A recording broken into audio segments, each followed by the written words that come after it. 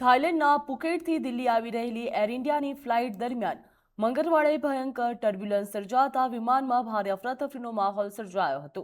આ ઘટનામાં કેટલાક મુસાફરોને ઈજા પણ પહોંચી હતી તેવું જાણવા મળ્યું. જોકે વિમાનનું દિલ્હી એરપોર્ટ ઉપર સુરક્ષિત લેન્ડિંગ કરવામાં આવ્યું હતું અને તમામ મુસાફરો તથા ક્રૂ સભ્યો સલામત હોવાનું એર ઇન્ડિયાએ સ્પષ્ટ કર્યું.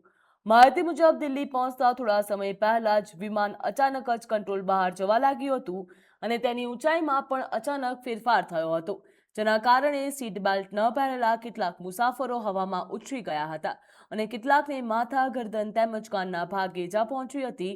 ઘટના બાદ દિલ્હી એરપોર્ટ ઉપર મેડિકલ ટીમ તાત્કાલિક સજ્જ રાખવામાં આવી હતી. ઇજાગ્રસ્ત મુસાફરો અને ક્રૂ સભ્યોને એરપોર્ટ ઉપર પ્રાથમિક સારવાર અને તબીબી તપાસ માટે લઈ જવામાં આવ્યા હતા. જોકે મુસાફરોએ આ અંગે રોષ ઠાલવ્યો હતો.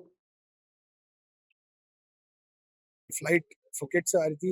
अर्ली मॉर्निंग 8 बजे की फ्लाइट थी। अराउंड 9:30 से 10 बजे के बीच में सीधी फ्लाइट चलती हुई रोटेट उल्टी घूम गई और जितने पैसेंजर्स थे 2 से 3 बार ऊपर छत से लेकर नीचे आके गिरे हैं। किसी के सिर पे लगेज गिरा है, किसी का बेबी हाथ में था, वो 3 सीट पीछे जाके उड़ा, 1 से 1.5 साल का बच्चा।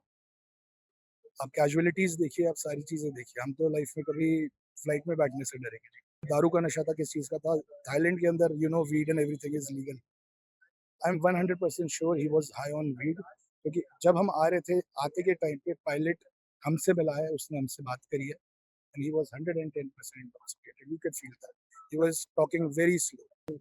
मैं तो जितने भी हम दोनों भाई हो गए, जितने पैसेंजर्स थे, हम सब अपने इंडिविजुअली इनके ऊपर केस डालेंगे। हमारी लाइफ मजाक नहीं है सर।